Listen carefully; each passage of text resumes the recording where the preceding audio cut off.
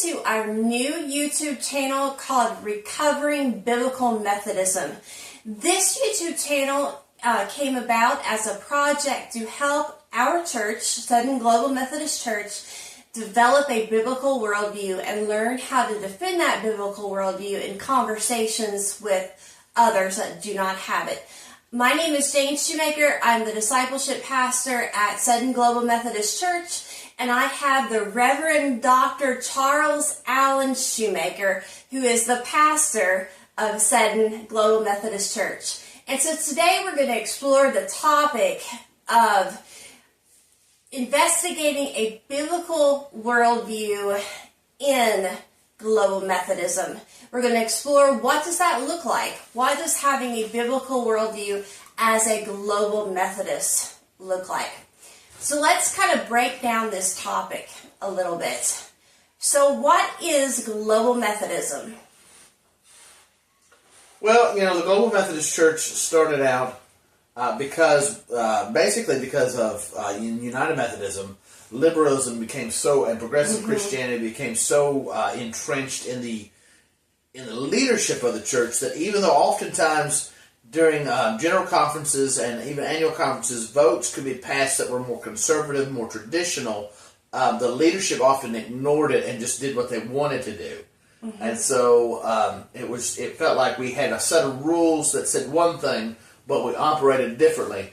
And so we were breaking our covenant with each other. And so the Global Methodist Church is a result of that breaking covenant. And it was formed on May the 1st, 2022. And when Pastor Charlie is talking about liberalism, he's really talking about what we call theological liberalism, which is the idea that you can be a good Christian even if you're not looking at Scripture and following it, that you're looking at using different value systems to judge your place in the world and to guide you in your Christian walk. And so that's the heart of theological liberalism. It came about very strongly in the Methodist movement in the 1960s. The United Methodist Church was formed in 1968, and in 1972, it officially adopted a position called the Wesleyan Quadrilateral. You don't have to remember that. You can pause the video and go back. But the Wesleyan Quadrilateral said there are 4 guides that we use in the Christian life: Scripture, reason, tradition, and experience. And in this original understanding, Scripture was not seen as the primary guide that we use to guide our lives. All 4 of these were on equal footing.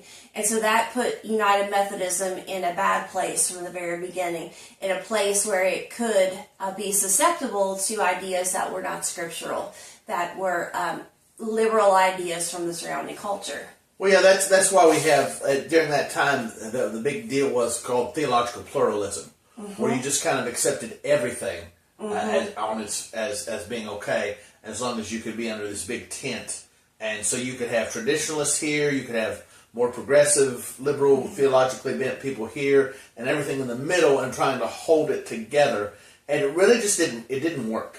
It didn't work very well. And so that's why we have the Global Methodist Church. So the Global Methodist Church, the purpose of the Global Methodist Church, one of its stated purpose, is to recover John Wesley's view of scriptural authority, which was that he saw Scripture as the primary way one should view the world and should live according to the Scriptures as they're following Christ. That should be the primary lens that one should use to see the world, or one's worldview should be a biblical worldview, looking at Scripture, looking at the truths of Scripture, and then letting those truths inform one's life. And that's what Global Methodism was formed to be about. So it was to be a recovery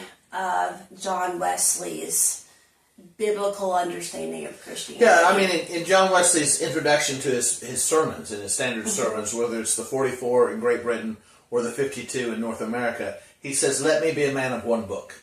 Let me, and that one book is the Bible. Like, I mean, he was well read in a lot of different books, but he was like, "Let the Bible have its primary source for our theological education and teaching and preaching." So that's definitely what the Global Methodist Church is trying to recover. The Scripture being the primary focus of where our foundational doctrines come from. It's rooted in Scripture. Yeah.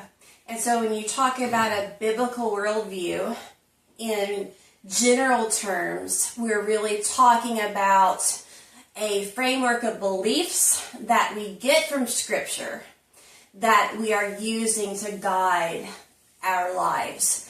For Wesley, so the way that Wesley looked at this is he looked at the salvation history in the Scripture.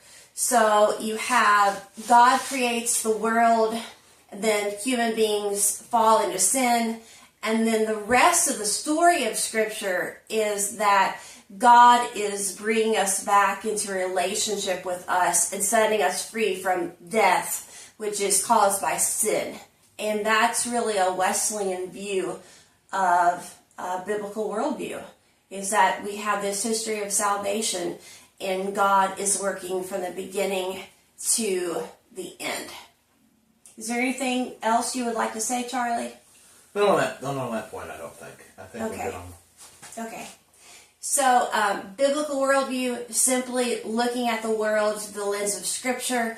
A uniquely Wesleyan influence is looking at the narrative of Scripture, which is involving salvation history from beginning to end, and taking John Wesley's unique focus on how God created the world and is bringing human beings back into relationship with Him. And also in John Wesley's salvation history, he also emphasizes the restoration of all creation, which means that when Jesus Christ creates again, however He's going to do that, He's going to liberate the creation from death and dying and destruction.